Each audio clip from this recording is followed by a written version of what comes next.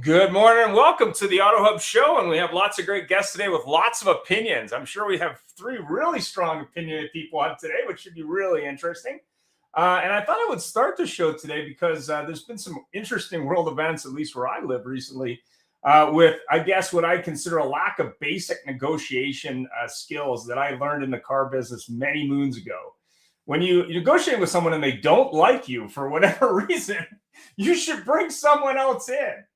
Fly someone in, hire someone, change the face, and have a game plan is also interesting. And it was funny because I did an MBA in 2019, and we had a guy who was an international global negotiator, banker, or some, I don't know, lawyer or something.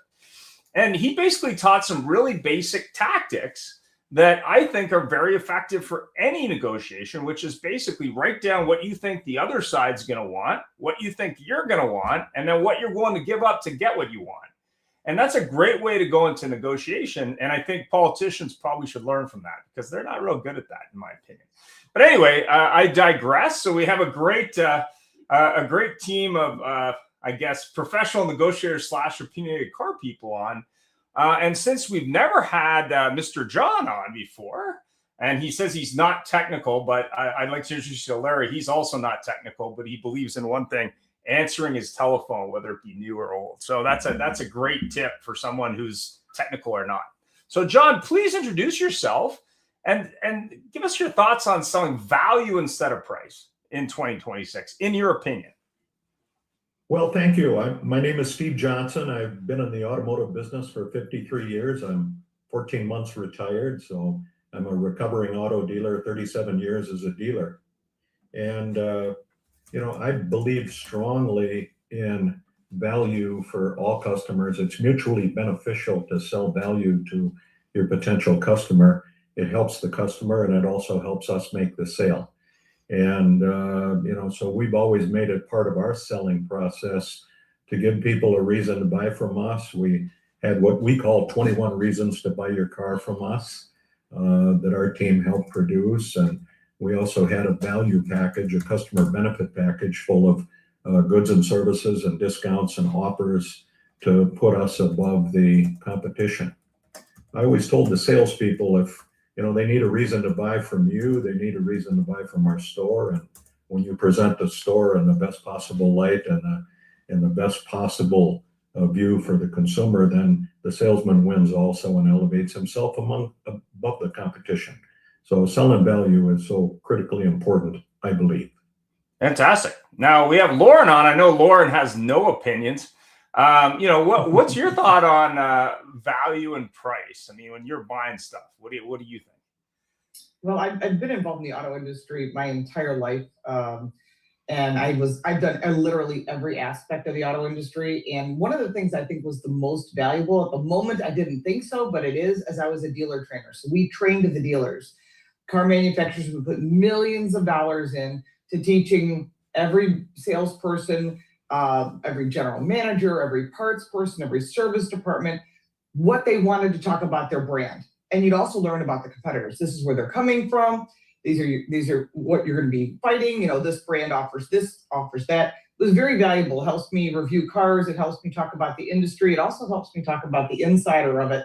Because what we find is, why the car brand, pick a brand, any brand, literally from A to Z, they invest millions of dollars to teach the salespeople everything from the moment they walk in the door, shake their hand, look them in the eyes, say hello to the kids, all the obvious things.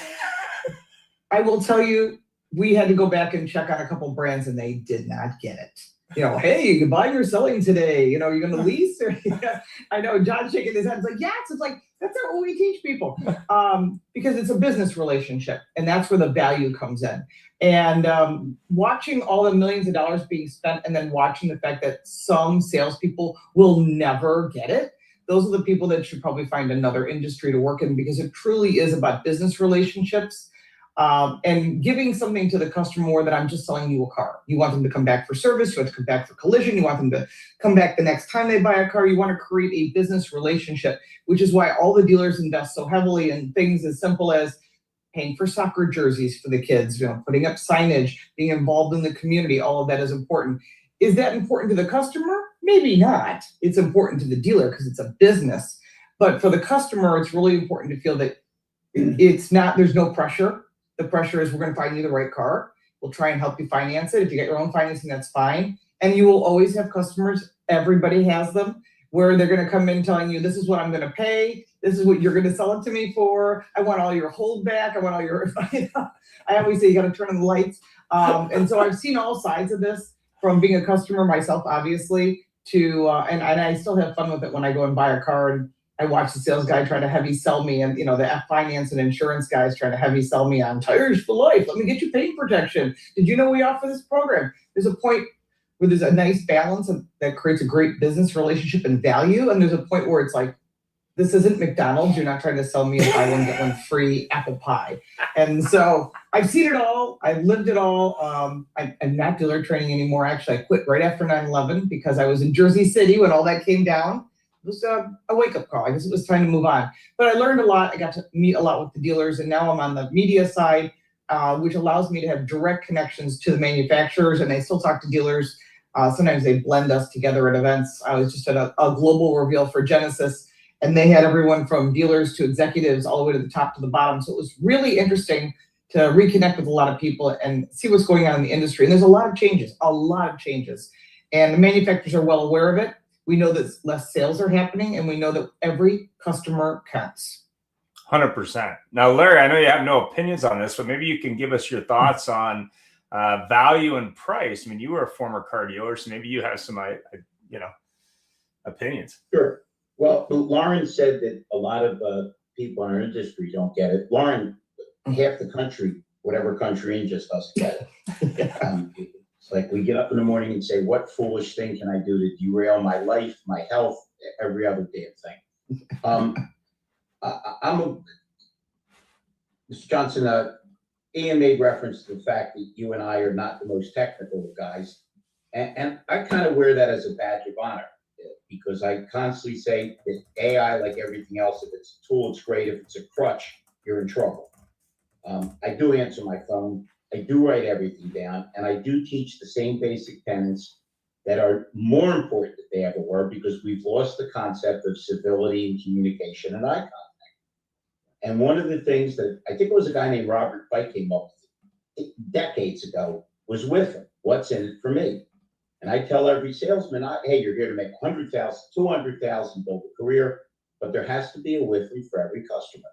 Why should any customer buy this specific car at this specific dealership from you specifically?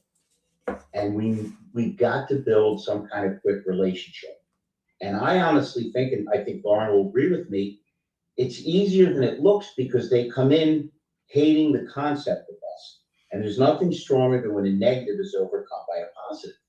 So if you can smile at people, if you can get excited every time you see a customer, it's easy to build value rapport, because we still like to deal with people we like and who are smiling at us. Mm-hmm. Lauren, you're doing your other thing. And by the way, let's connect when the show's over. I got a feeling we can move some mountains together.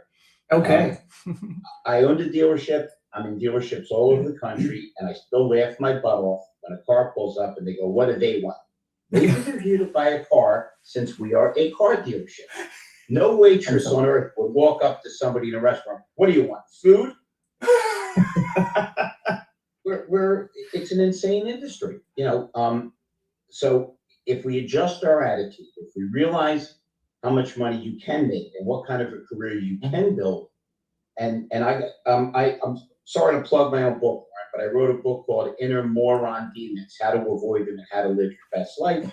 And I got a line in there that I think is pretty simple, which is they're not annoyances, they're annuities. I had one guy that they were throwing off the lot. I snagged him, and I wound up selling him, his family, his friends, and his employees 37 cars. Wow. Don't know. So I think it's a matter of understanding every customer. You said it perfectly, Lauren, is important. Understanding that if you're going to go to work, be busy, be active. And the crazy thing is, when Mr. Johnson got in, when you were doing your thing, when I got in, when Ian got in, we didn't have social media. How much easier is it now? I had to knock on people's doors and call them. I mean, you do one goofy video and 12 million people see it. So I think it's a matter of getting your head right. I always tell dealers when they tell me about their culture, stop telling me about your culture and buy a damn mirror. Because if you looked in the mirror and saw what your culture really is, your next call would be to the suicide prevention hotline. And again, as Ian stated, other than that, I have no strong opinions. Yeah. It was funny. I worked at a dealer many years ago, and they had a very simple concept, which was basically no matter what the dealer made, there was a flat commission for the sales reps. And I thought when I first started managing that store, I was like, oh, okay, these salesmen aren't going to beat me up on the price because really it's irrelevant to them. Like it's no longer any impact at all on what they make. So they would just be like reasonable about it. They were just as unreasonable than when they worked at a dealership where they got paid on that difference. And I said, why are you beating me up, dude? Like literally it has nothing to do with it. And I think that the bigger question here is, does price really sell anything? I mean, chasing the dealer to the bottom, giving people, unrealistic expectations, taking offers that make no sense, to me is always funny. And I remember when I first started selling cars, after a while, I sold a lot of one car. I worked at a Honda dealer, so I sold a lot of Honda Civics and Accords. And I would never have to leave the desk because if people would hit me with an offer, I go, okay, I've sold like 50 of these already. I kind of know where they have to be. So like, let's stop with this conversation. And I remember one situation that was really funny. So a guy came in, to your point, Lauren, he had the invoice price. He knew the freight and PDI. He knew all this stuff. And I said, yeah, you know all the stuff you can know, but you don't know what I know. So let me share with you how it actually works, and then we could talk about the price. And so he was a little shocked that I was sort of making it transparent. But what was interesting is when you actually explained it to the customer, he appreciated it and then wanted to buy the vehicle. It wasn't about the discount. It was about not it being so opaque. And there's a gentleman doing this right now in the US market where he negotiates with people on live stream, which is interesting because he's sort of exposing what's going on. And really it's separating the good from the bad. It's like, how do you handle that when you're thrown, when someone's firing bullets at you, like, how does that work? But when it comes down to it, it isn't about the price alone. It's about how do they treat that person, in my opinion. But Peter, maybe you want to start with the price. I mean, do you think price sells anything, in your opinion? Well, I want to just tailor on to what you said, because I think one of the things we also need to address is the fact, and Lauren, you and I go way back as well, talking about the way car dealers back in the day treated women, when they went to the car dealership. And we still are dealing with in the industry today the fact that people look at going to buying a car to compare to going and getting a root canal. They don't like it. So they already walk into our dealerships with their defenses up. They're ready for a fight. They do their research. They come in, I know what you paid for that car, and I'm not going to pay you any more than that. So they're already coming in kind of an adversarial situation. I think what we really need to do, and I think what we're talking about today, we're diving into it, is how do you turn that around? How do you let the consumers know, hey, look, we're actually here to help you. Ian, you described a great thing where you actually were transparent. You share the information. And I think that's really important. And social media gives you a great opportunity. And the part that I like about this situation we're in today, where we can use some of the technology is, and Larry, you always talk about that, what people, perceive, but sharing your information, putting out some reviews, getting customers to say nice things about you. So now when they walk in, they're looking at you as somebody they can trust. They want to have a relationship with you. And I'm not sure, I think it was Steve mentioned that it's all about building that relationship with the person so they feel comfortable who you are. Because when you build a relationship and people like you, price becomes irrelevant. Okay. And Larry, I always love what you talk about whenever you talk about this. One of the things that you teach people to do is always take the customer back to the service department and introduce them to the service team back there. Because, hey, potential customer, these are the people, when you buy your car, that they're going to take care of it when you have a problem with service. You develop those relationships by taking the time to expose them to the dealership and share people. So now all of a sudden the person looks at you as, hey, I'm not trying to make money off you. I'm trying to help you. And I'm going to be here to support you for the future, with your ownership experience. And I think that's, an important change we need to look at. You mentioned about how we deal with women. I absolutely believe that Bruce Springsteen is a liar because he calls himself the boss. The boss is Mrs. Springsteen. They influence 80% of the decisions. They buy 60% of the cars. And if Lauren happens to walk into a dealership, we look at your butt. We ask you if you want to date. We want to know if you're coming back with your husband or your boyfriend. It's like, again, we fall out of the stupid tree and we hit every branch on the way down. But that was back in the 80s. Now you would think that's gone. Here we are in 2026. It still happens. Lauren, they started putting on cigarette packets, if you smoke this, you'll die. People are still smoking. Okay? I remember when Keith Richards told Amy Winehouse, you're doing too many drugs. I think if Keith Richards told me I was doing too many drugs, I would stop doing drugs. It's like the Pope saying, maybe you're going a little too far with that cat thing. Tone it down. The point is, it's hard to fix stupid. And if you're a married guy, if you've got a girlfriend, you realize if she's not happy, your life is miserable. Well, it's the same magnified with customers. And our approach has to be intelligent. Our approach has to be simplistic.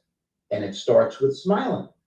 Mhm. When you go up to a customer grumpy, even though you just had an argument with somebody, they don't assume you had an argument. It's a transference. They assume you're grumpy with them. So it's just really that simple. How eager are you to engage in servant management? How willing are you to say, hey, here I am, want to be friends?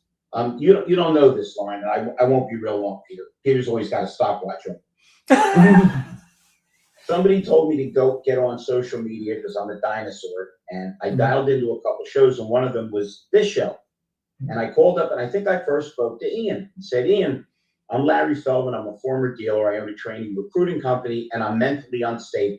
Well, he immediately responded, mentally unstable. Something about birds with feathers flock together. And I got on, and I was so over the top enthused that this is just crazy. The guy that was on that day was John Kostakis. I don't think he's been on your show since. He's a tremendous promoter in Canada and the United States. And he said, man, you got energy. Would you like to come up to Canada? All of a sudden, I'm hanging in Canada with John Kostakis, which I've turned into a million different things. What happens if I said, yeah, another show, I don't care. You don't go into things positive. And one other thing, just for sales, is my tip. I bet you, Lauren, you've latched onto this too. It's not the slick guys that win. It's the naive guys. The slick guys are all in their mother's basement with their .com project that went belly up and they owe $11 million. Or they say they do. Yeah. Right. Honestly, everybody I ever met, I thought I'm selling the part. Everybody I recruit now, I think I'm getting hired. You can see it in my face, which means they go, wow, this is going to be a positive experience. It's really not complicated. Treat people in a way like you want them to come back. 100%. Right. And Peter was right about the delivery, taking someone to the service department. Way back in the day, when Infinity first came on, I was one of their original trainers, and they did something called perfect delivery. And part of that was taking them back, showing them the shop, introducing the secretary at the front desk, all that stuff. Because if you felt like you were part of the community, getting them a coffee, the one thing I added on myself was the handshake. So when you got to train dealers who really don't know a brand or are new from coming in from another brand, I would stand at the door as a female and shake every single sales guy's hands. I don't care if you're a general manager, I don't care if you're a sales manager, everybody. And then when they sat down, I said, all right, number one, we got to talk about handshakes. What is with these limp-wristed handshakes, the ones that make me want to wash my hands afterwards? Why, being a female, I can really tell. For a guy, like, hey, dude, you're the man. You know, I walk in and it's this limp-wristed, icky handshake. And those are all such little things, but that's the first 8 seconds. There's a book called Blink by Malcolm Gladwell, and he says you have 8 seconds to make an impression. 8 seconds. You better use those wisely. Did you have brothers, Lauren? No, I had a father who was involved in the auto industry.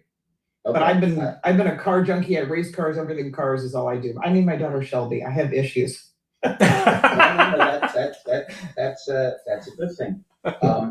The flip of it is when we need more women in this industry, but they need to be a tiny bit thick-skinned, like Lauren is. Absolutely. It's not an industry for people whose feelings are easily bruised.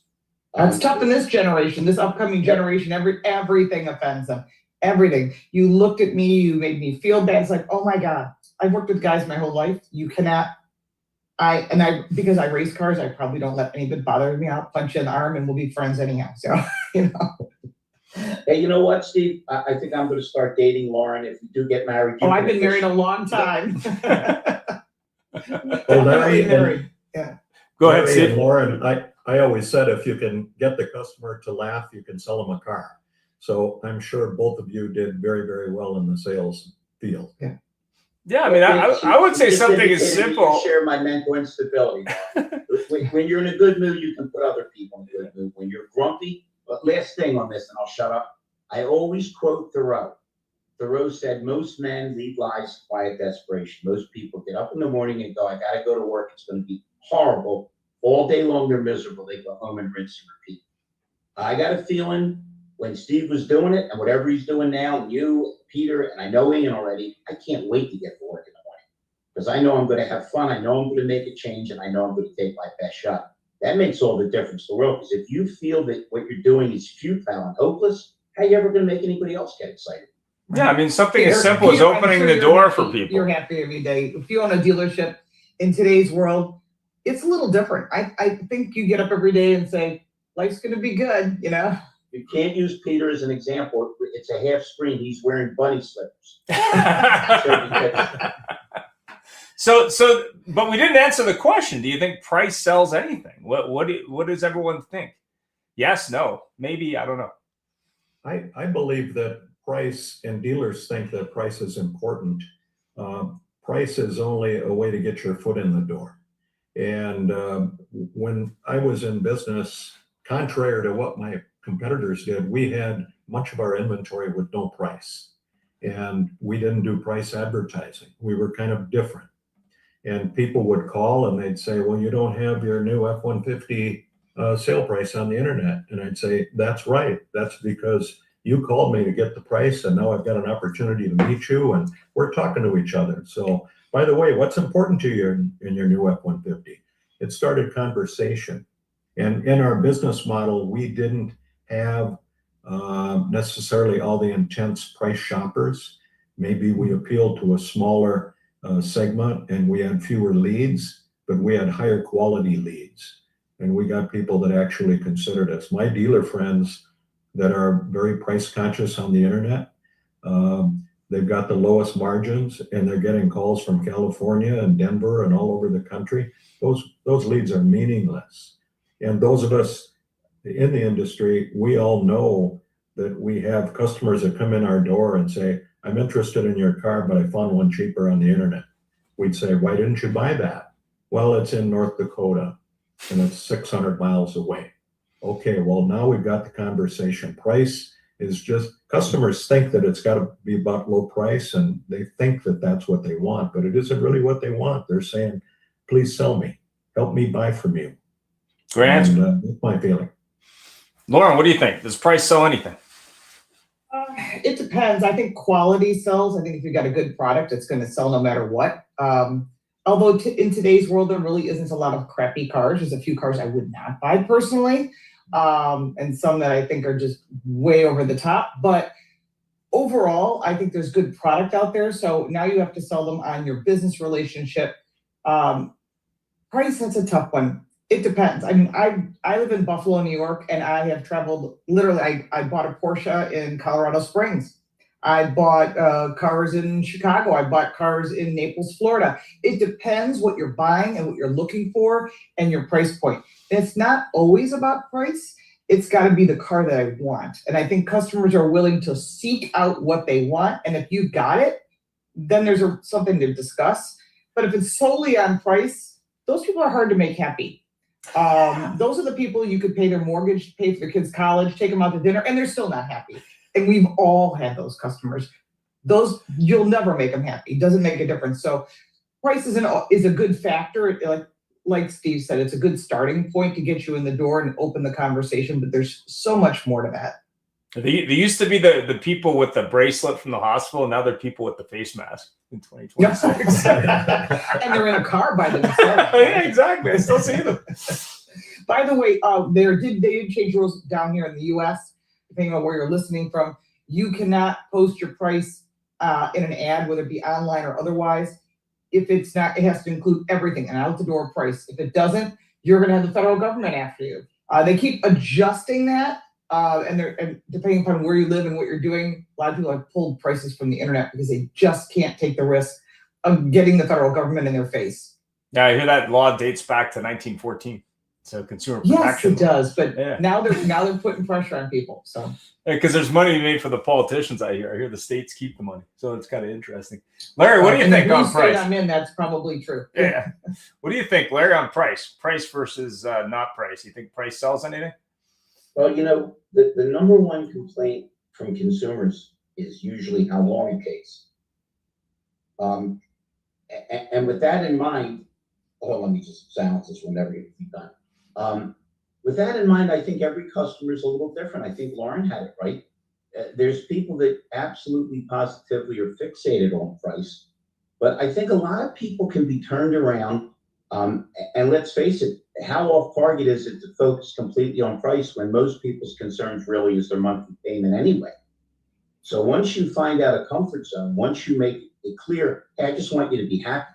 I think we'll all agree on this panel, the best way to sell somebody something is convince them that it's not that important if you buy from them. Not in the sense that you don't want their business, but you're not pressuring them. Yeah. Because once people feel less pressured and more comfortable with you, there's a little more room to build value and rapport. And despite the people that Lauren and I and Steve and everybody has run into, the really impossible ones, most people will pay a little more if they like you anyway. And if they see there's value in you and the vehicle and the dealership. So I don't want to say universally, absolutely, price doesn't matter. It does matter in some instances, but I think in most cases you can overcome it by building rapport, showing why the value makes sense, why it equates to a good value for them. So like everything else, if you paint with a broad brush, I think you get big smears on your wall, Ian? Yeah, go ahead. One of the things about the price that I want to point out too is I think people are changing with price. And I think a lot of that has to do with Amazon. It goes back to what I said earlier about relationships and testimonials and reviews. I find that a lot of people I talk to, and we start talking about they're buying different things, and I had a conversation with somebody the other day, I recommended a product, and he came back and said, did you look at their reviews? And I actually hadn't. He goes, well, it was a good price, but their reviews were horrible. And I talked to a couple more people, it made me start thinking about that. So price may get someone's attention, but because of the way Amazon is teaching us, and people are really, I don't know how many times a day you all, but I probably Amazon 2-3 times a day looking for something because I can have it delivered tomorrow. But more people today, because of Amazon, the way Amazon is teaching us how to shop, they are taking the time to look at the reviews. And those reviews are very important because if you've got the good reviews, price becomes irrelevant. Because if you've got a low price and if somebody starts looking at the reviews, it didn't come the way it was, it didn't come with instructions, I got really bad customer service, it was missing this piece. So, price makes no difference at that point because you know what, you're not going to buy it. So you're going to go buy the more expensive piece. So I think price is important to some extent to get their attention, like Steve mentioned. But the fact of the matter is, you've got to provide that experience, and the testimonials are the easiest way to help support and help build that relationship. Because if you hear somebody saying something nice about you and your dealership and complimenting you, it goes a lot further than you saying, hey, I'm the greatest guy in the world, come buy from me. Well, I always use the example. Peter, I have a guy that I'm very good friends with, very, very bright guy. And he's right line with me. He said, Larry, if you tell me you're handsome, doesn't mean too much. But if 3 women go, boy, that guy's handsome, you believe it. Reviews. Your wingman.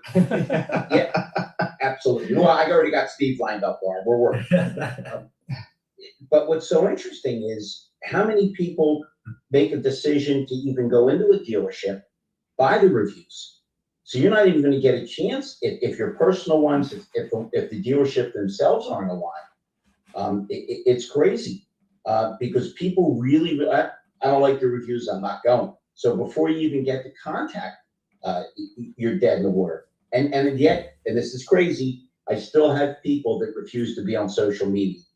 No matter how much I explain to them, it doesn't cost you anything, but it can change your whole periphery of what you're doing and how you're doing. Now, a quick word from our... Be forewarned that a lot of car reviews, those are people drinking the Kool-Aid. I will go, I've been reviewing cars a long, long time. I think since 2002. That's not what I plan to do. I'm actually an engineer and an ASC certified tech, and I'm like, sort of found myself here. But I will tell you that I'll go to these events and ask questions like, well, why did you do that? Why is there no lumbar on the passenger side? Why is the passenger side manual and the driver's side's got 8-way power? And I'll use the word stupid car reviewer drinks the Kool-Aid. Well, I got invited to an event just like any junket for any product, right? And they said it was the best thing since sliced bread, and it's all new and cutting edge and class leading, all these terms. And they put them in their reviews, and you can watch their reviews, and they're just reading press releases. And the problem is those car reviews are picked up by a lot of dealerships, and they're using that to get people in the door. I know people that do it for a living. I know people that supply car videos for all the brands. I tell the truth, I do a pros and cons list. It sometimes gives me heat, but I was one who always pushed back on electric cars. I go, this doesn't work. It's never going to be 100%. I took a lot of heat from senior executives all the way at the top, but you know what? I'm always going to tell the truth. And that's the problem, is when you do tell the truth to the customer and you explain to them the good, the bad, and the ugly. And like you said, one of you said, look, I think it was Steve. Somebody said, maybe it was Peter, said something about, let me show you the paperwork. Maybe it was Larry, I don't know. Let me show you the paperwork. Let me explain what our real costs are. That changes everything. And I think taking down that smoke and mirrors that the consumers think that is the problem really makes a big difference. And that's all part of negotiating anything. I don't care if you're selling me windows for my house. You know, there's a lot of fake reviews out there. People are buying reviews. Amazon sells reviews. And you got to be real careful. Amazon, they have a bigger plan coming. I've reported on it on my Car Coach Reports channel. I think they're planning to take over the industry and leave the dealers with nothing but service and collision and parts. Well, not good. We will be doing CX Detroit in October. There'll be a lot of speakers from the OEM level. We will have someone from Amazon there speaking live. We were hoping to do some pre-interviews, but they have a PR machine like nothing I've ever seen. But they will be there live. So if you are interested in checking out Amazon and what they're doing from a customer experience point of view, they will be at the show. And I have actually also spoken to the lady in charge of customer experience for Amazon who used to work for Volvo. But I got to do a quick word from our sponsors. Here we go. If you look at the last 4 years, Ian, we've answered 41 million phone calls for dealers over the last 4 years with our AI platform. We've also handled over 150 million text messages. And so when you look at just those raw numbers, that's a 4-to-1, 3.5, 4-to-1 text to phone call. So I don't know. Here's what I can tell you, though. I believe that the customer wants to be met where they are presently. If that is text, voice, video call, if they want to be engaged and engaged instantly. I'm Vince Delmonico, General Sales Manager with Cruise Ford Lincoln. Larry Feldman came out and did one of our training courses. Absolutely incredible. I sat through the course myself. The engagement that our salespeople gained from it, the excitement that he brings, it was a new way of looking at things that we're already doing and how we can improve them. Love it. It's literally the best thing since sliced bread. My name's Fareed Ahmed. I'm the founder and CEO of DSMA. So why should you use DSMA to sell your most valuable asset? The answer is very simple. It's our unparalleled approach to our clients' needs and satisfaction. Remember, DSMA, we're real people doing real deals. Meta, Instagram, social, and your team is still waiting for ups like it's 1999. Let's be honest. Your market isn't watching TV commercials. They're double tapping and engaging with your competitors on social media posts. People are shopping these days for cars and servicing their vehicles in between watching cat videos. And that's it from our sponsors. So yeah, if you're going to be in Detroit in October 2026, we'll be there with CX in collaboration with Automotive News Congress. So there definitely will be someone from Amazon there, and they will be answering questions on customer experience. But I'll share a little bit of the pre-interview I did with another member of the Amazon team who worked for Volvo. I asked her, I said, what's the difference between working for Volvo with CSI and working for Amazon? She says, well, with Volvo, it was all about compensating the car dealers for great CSI ratings. So with Amazon, it was all about changing the experience and saving money simultaneously. So she said they make decisions on a daily basis. Some of them save them millions of dollars in revenue. So that's really what the difference is. And it kind of leads into the next question, but I wanted to share something on the price front before that. I worked with a salesman years ago and the customer said, yeah, I'll just pay full price. And the salesman didn't know what to do. So he went up to the desk and he said, well, what should I do, boss? He says, well, you should take the credit card, man. What are you doing here? So I thought that was really kind of interesting. But when you look at change, and the reason I used that example from the store I worked at years ago where they had a flat commission structure, how do you think dealers and salesmen get away from that price? How do they stop with that crazy? I don't think anyone really likes negotiation. I mean, how do they stop there? Let's start with Steve on that. Well, we were not a one price model or a one price type store. Yep. But we did pay our people on flats. We offered other incentives as well. But we asked them to introduce very early in the sales process that I'm only paid to help you find the right vehicle, whether you buy a $5,000 used car or a $100,000 Super Duty. I'm paid to help you find the right vehicle. Profit doesn't enter into it for me. So we would introduce that very early on to try and take some of that fear out of the process. So I'm a believer in flats. The salesman who finds that customer who is willing to pay full price, and they're rare, but he gets a huge windfall. The other salesman works 4 hours to close a deal and he gets a mini, and there's not proportionately fair. So we were strong believers in the flat compensation process and telling the customer that profit is not my main concern. I'm here to help you find the right vehicle. Yeah, that's basically the dealer I work for. That was his philosophy. He'd actually advertise it on the glass on all the dealerships he owned. It's like, listen, like that, it has no impact on how that person's going to help you. And I thought that was a really interesting way to do it. Lauren. Well, boy, there's so much here. I'm looking at it from a consumer standpoint or customer standpoint. It's really important for customers that are really paying attention. What they're doing now, this is the new trend, is they use AI to negotiate the price. I don't want to negotiate. I'm going to go on ChatGPT, Grok, whatever, pick your Claude, whatever they are. There's a million of them out there. And I'm going to say, I want to buy a 2026 Hyundai Elantra. What's the best price in my area? Boom, it's there. And then they send it out. Peter, you want to sell me a car at this price? And you're like, can't do it. Then I'll go to Larry. Larry got the car. I might be able to make that work. And so that's how a lot of the kids are doing this. They're buying cars too. I mean, as far as buying cars at full price, I have bought cars at full price, but they're also very select cars. Like I have a Bronco Raptor. It was an early one. I also have a bunch of Ferraris. Again, you're not going to get a deal. There's no negotiation. You want the car or not? Because if not, this guy wants it. I mean, I've actually bought cars as I'm driving them off the lot. The sales guy says, I can make you some cash on this now because I got another buyer in line and you can buy something else. I'm like, there's money in it. I'm in it because I'm in it for business. So if you're dealing at that high level of car, and there are dealers that do very, very well. I cannot believe the deals that are done that no one knows about and high-end premium cars. And I'm talking like Bentleys, Ferraris, Lamborghinis, crazy price cars. Yes, they're being sold out there versus I'm buying a Chevy pickup truck. I'm buying a Ford Focus or whatever used on the lot. So again, it depends what people are looking for, what they're willing to pay, and the experience. But either way, most people are doing their homework online and many are using AI, which can be a benefit, can also be a detriment. Yeah, there was a case, I think, already where the bot at the dealership misnegotiated the price. It was I think it was a $7,000 discount that the bot decided was a good idea or was talked into by the customer. And then they were kind of hooped on that because the court said, well, they technically work for you, man. Like, I mean, you should probably train them. Whether they're virtual or real, it doesn't really matter. So I thought that was interesting. Larry, what do you think?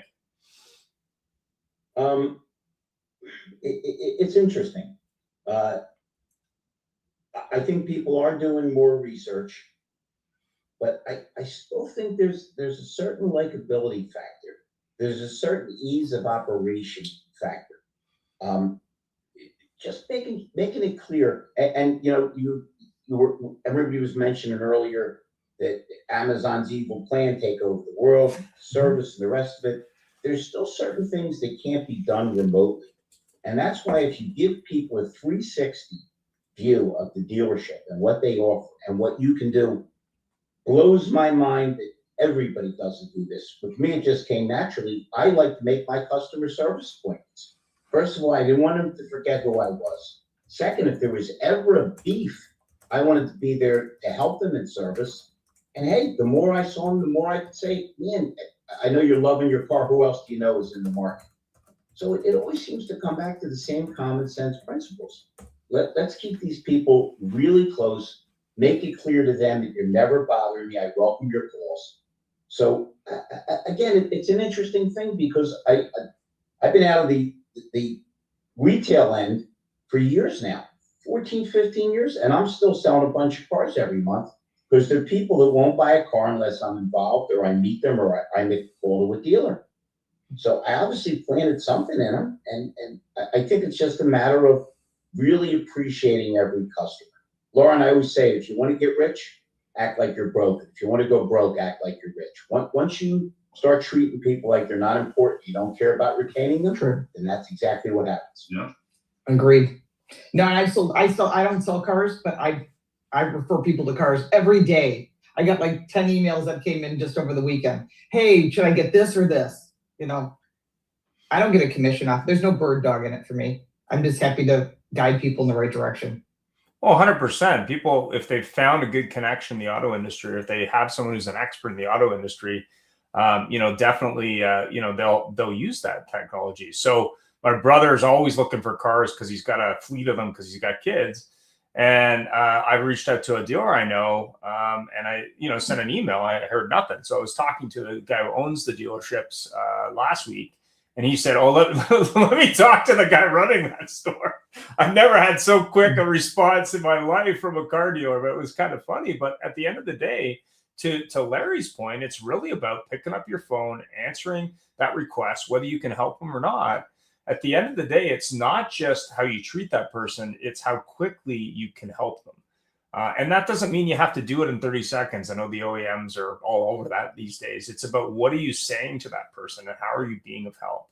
In a lot of cases, happy you are to help. Yeah. Because I don't think any of us like the eye rolls. Oh yeah, sure, let me work that. You make it clear that it's my pleasure to help you.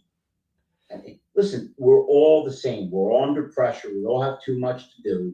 And when we know we have somebody that can help us, listen, we all go to the doctor. And I bet everybody in this program has had this happen because it's happened to me. You go and they prescribe something, you call them in 4 days and say, I still feel rotten. Oh, let me try something else. And I'm always thinking, what do they have, like a blindfolded dartboard? I hope this doesn't kill them. Yes.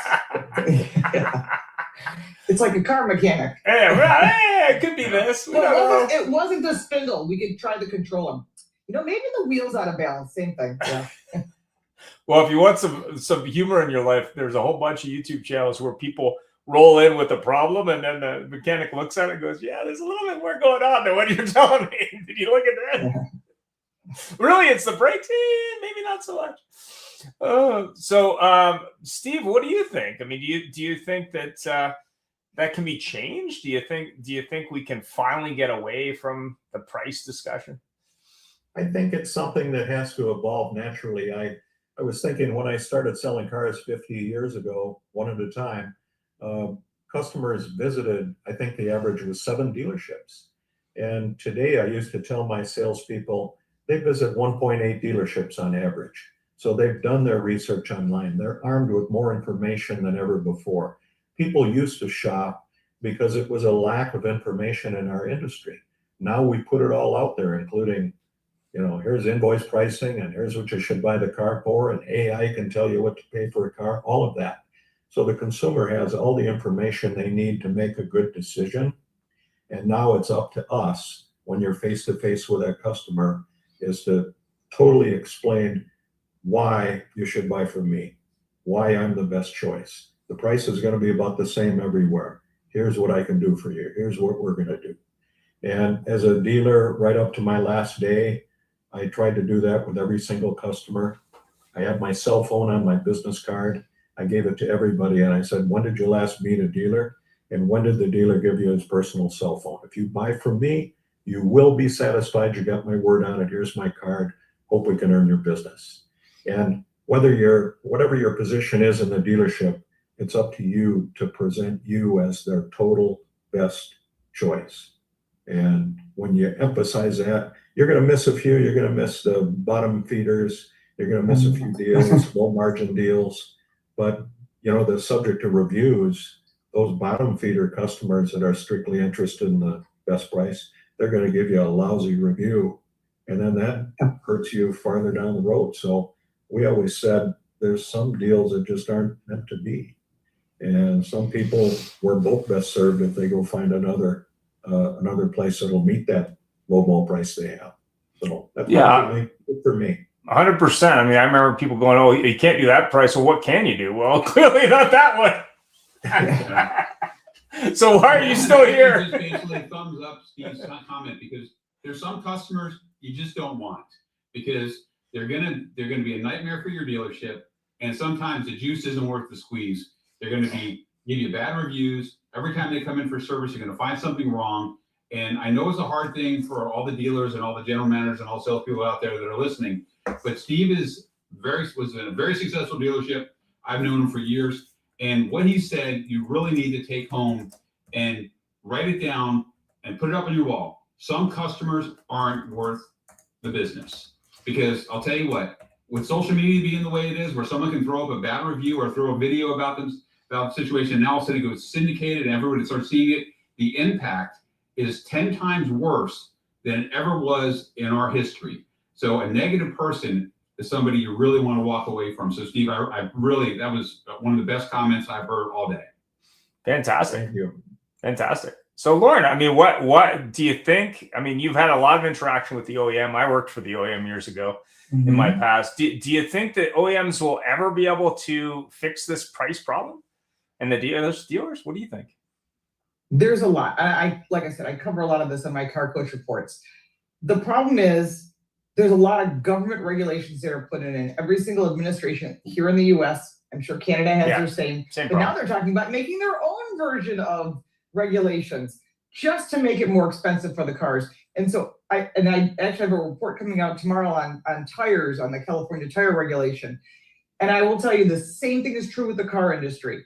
You're telling me that California has special emissions, but the rest of the country doesn't, except for the 17 stupid states that follow California. So a car brand's gonna go, well, we can build a car for every state except California, but that won't work. So they're gonna build to the most restrictive situation, which makes it expensive. Oh, and now you're mandating backup cameras, forward collision warning. You want data collection. Oh, we gotta put kill switches in. Oh, well, who's paying for all this? The car manufacturers. And so they just keep loading those layers in. And why they took a huge hit on electric vehicles, like I was talking about earlier, no car brand made a profit, not even Tesla. They are in a negative position. So how do they make it up? Well, they're going to charge more, take away all the low end cars, all the low trim levels, offer higher trim levels, more profit margins, higher loaded cars. And what they're doing is trying to make up that difference. So until, which could never happen, maybe, that they can get rid of electric cars, which is going to be a difficult challenge. There's some brands that have given it up, like Honda, and there's others that I'm sticking with it, like General Motors. I've actually had some words with some executives because they tell me I have to give it up. I'm like, I'm not giving it up. Customers aren't buying them. And the ones that do don't go back to it. And it puts it on the dealer that has to force to put it on their showroom floor. And if you even show them the inkling of interest in it, they're like, do you want to buy it? Do you want to drive it? Can we get it off already? I mean, they're so excited to get rid of it. And I'm sure you've all experienced that. And until there's not these government regulations and the government gets their nose out of the auto industry, car prices are just going to continue to increase. And I don't see them going down. They're going to eventually have to offer incentives because people are saying, you know what, I can't afford it. Insurance is more expensive. Fuel is more expensive. Electricity, if I decide to buy an electric car, is more expensive. And that's where you're seeing this huge drift toward hybrid cars. We'll see how long that lasts. They're good to lease. I'm not sure about the ownership. We really don't have a long enough history. But every mechanic I know, every master tech will tell you they're expensive to repair. So there's a lot of factors that Peter's nodding his head because you're obviously dealing with that. Customers that bought the car, love the car. Like I said, I'm driving this week's test car is a Hyundai Elantra hybrid. Love it. Great to drive 50 miles per gallon all day long. Great. But when you own it 6-7 years from now and you got a problem, and the mechanic, or you go to the service department, your favorite dealer, and they go, okay, here's the situation. One of these two propulsions isn't working, and someone's going to pay that price, and that's going to be you. Now, there is a warranty for 10 years on Hyundai, but it doesn't cover every single factor. And that's true with every brand. So you really need to think about that. And a perfect example of how I really see this, and it sort of was the sweet spot I was talking about Ferraris. They were selling plug-in Ferraris. Well, if you buy a plug-in Ferrari, they don't give you a certified pre-owned. They will not sell the certified pre-owned plugins because they know there's problems. And even Ferrari, which is a much smaller car company than Ford or GM, they're saying, yeah, we're not going to take this on as a warranty claim. So if you buy a hybrid, it's a plug-in, no certified pre-owns are available to customers. And that could be something you see expanding into other product lines. So keep your eyes open for that. Yeah, I mean, I think when you look at it, and Honda's a great example, since I think it's the first loss they've taken since the beginning of the company, or since the 50s. The prologue, yeah. So, you know, when you look at it, and this is something that I think Bill Camastro has made clear, as has others, you know, you can't mandate what people buy. You can definitely provide options. You can definitely say, okay, great, maybe 5% will be this, and that's fine. But what you can't do is say, you know, Larry, we want you to only own one type of car. It's got to be this. You know, it's like the people's car back in the day. It's got to be this. It's got to be this. That's it. There's no other options. It's this car. And you know, the people aren't loving it. Like McDonald's likes to say, they're not doing that. I mean, and what it's proven is that when government gets involved, it's a mistake. And it's funny because when you look at the I guess the delusion of 100% electric, I've always thought the high water mark, even in states where it makes sense or provinces where it makes sense, is 10% maybe. So to tell me it's got to be 100%, that's crazy in my opinion. And I think that's why car dealers aren't going anywhere, because manufacturers who say, hey, you're only going to sell these 5 widgets and they got to be this way and they got to be this color. I mean, that's not the way to do it. Now, what I think will happen, and I think you hit it on the head, Lauren, when you look at brands like Slate and others, there will be a resurgence of an entry-level car just for sheer affordability. You can't keep moving the price up on cars and hoping the sales go up with it. Like, that just does not make sense. You know, like just even alcohol and tobacco sales, there's a finite amount you can go up. Eventually people go, okay, I'm not paying that. Like, it's not happening. So what do you think, Larry, on why manufacturers and dealers haven't been able to fix this years ago? Just say, hey, this is the price. Because no disrespect, Peter, it's the Peter principle. I think some of these guys get pushed up into a position where they don't know what the hell they're doing. Yes. I mean, I was a Cadillac dealer, but before I got into that position, I believe that the head guys at Cadillac smoked a lot of weed, because they sat in a room and they said, I got a great idea. Let's build a 6-cylinder, a 4.68, and a diesel. Not to mention the 4100, which I think they're still getting sued over. They do insane things. You mentioned alcohol. Those that forget history are doomed to repeat it. Prohibition didn't work in this country. All it did was make a whole lot of gangsters rich. If you say to somebody, here's a choice, here's an option, awesome. But you can't say this is all you can have and you can't have that. And to show you the real degree of mental instability, the state in the United States that has the most usage of electric cars is California. This is the same state that has the most brownouts.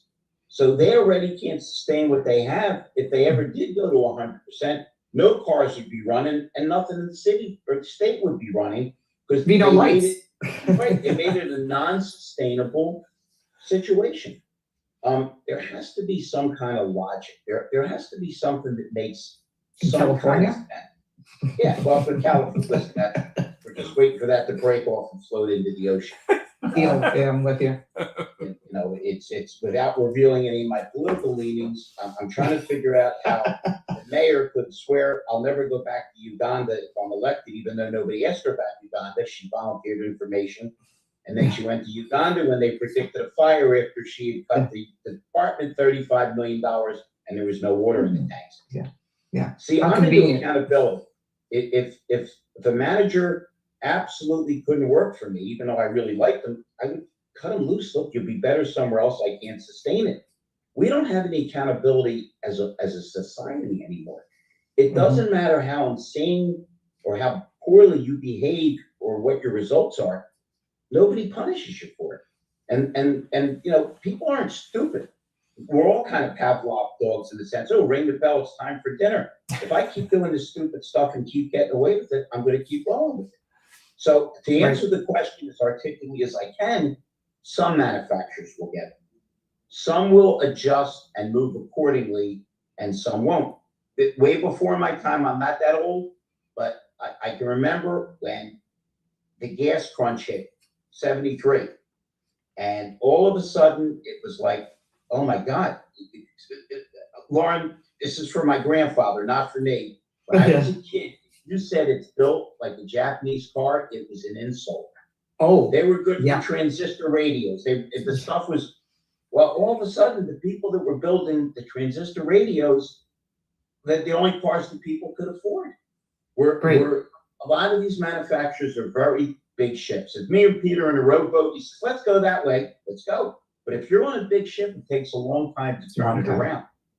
And so many of the executives, they just don't seem to make any sense.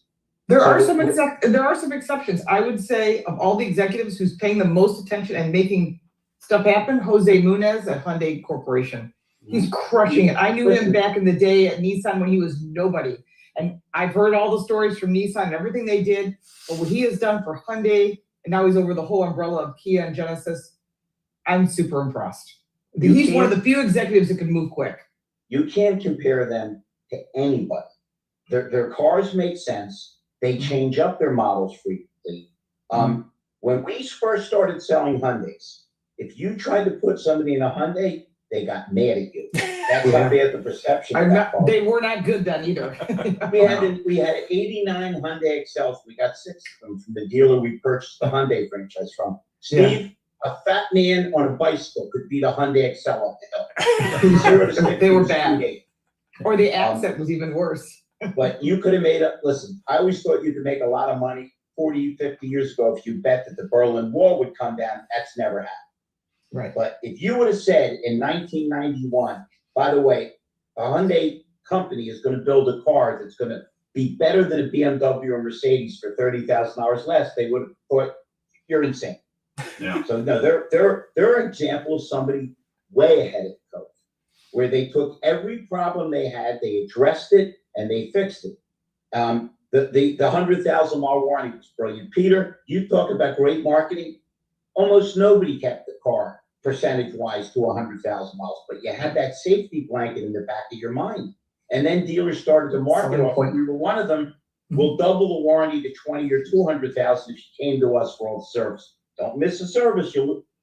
So they're brilliant, but you've got so many. Look what General Motors did to themselves. My first car was a used Grand Prix. I don't think I've ever had a better car. Olds, man, do you remember how great the most popular car in the country for 2 or 3 years was the Olds Cutlass? Yeah. How nice was an Olds 88 or 98? The point is, Delta 88, yeah, you're not paying attention, and you're not adjusting to the market. You're not listening to your customers. Some really bad things can happen. If you don't believe me, ask the guy that owned the Gimbals chain. Well, we're almost out of time. People listening don't know who that is. You're dating yourself. We're almost out of. Before we jump off, and I reached out there. I know you got to cut it in.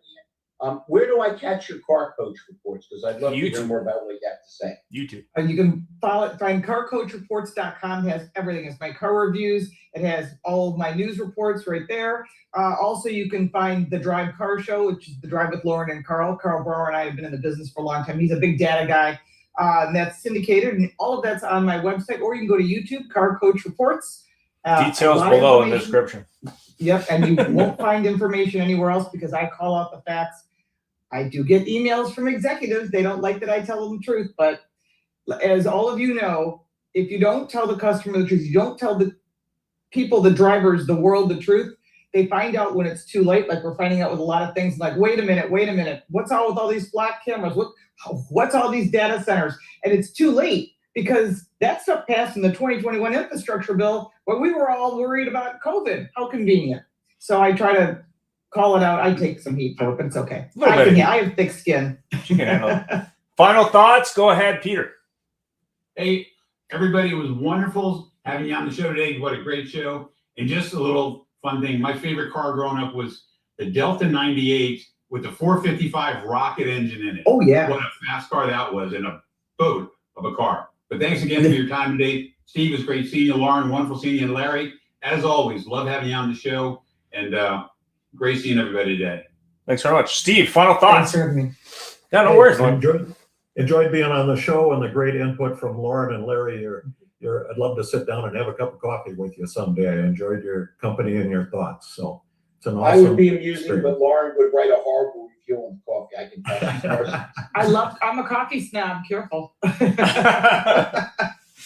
But I would love to sit down with you guys. It'd be great. It'd be more than an hour conversation, I promise, Ian. Although last time when Ian called me, I think we're on the phone for almost 2 hours. But it's all good. There's plenty to talk about in the business. Great business. I have to say, the car industry as a whole, a lot of people don't understand it. This is like a family. Like once I know you guys and I run into you somewhere, no matter where it might be, we're suddenly all buddies. And it's funny because even like, for example, Bernie Moreno, who's now a senator, I still see him. He still gives me a big hug.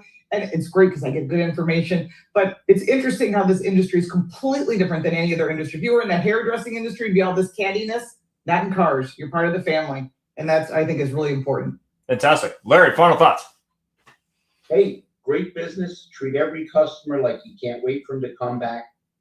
And realize that Steve might have owned the dealership, but everybody that worked for him was running their business within his with no debt service. Remember that. It's your business. Act that way. Fantastic. Thanks very much. Have yourself a great week. Definitely subscribe on YouTube. And of course, stay tuned for next week. If you're going to be in Detroit in October or plan to learn about CX, we're doing an event live. We'll be doing it with Automotive News. And if you really want to speak to more OEMs, we're doing another event in October. So we'll be doing another event in Detroit in October with Routers. I think it's Routers. Anyway, I can't remember that name. Reuters. So Thomson Reuters, they're doing an event in Detroit. Canadian. When he gets past A, he gets a little lost. Well, they are a Canadian company, believe it or not. Anyway, have yourself a great day, and thanks for joining. Thank Thank you. you. Thank you for helping the industry get better today live. Yep, it is ended. Okay. Thank you for helping the industry get better today live.